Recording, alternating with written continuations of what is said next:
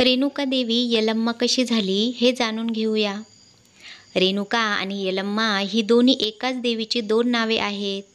एका दंतकथेनुसार परशुराम जेव्हा आपल्या आईचा शिरच्छेद करण्यासाठी तिच्या मागे धावत गेले, तेव्हा रेणुका एका दलित वस्तीमध्ये शिरली. परशुरामाने रेणुका देवीला शोधून काढले आणि तिचा शिरच्छेद केला.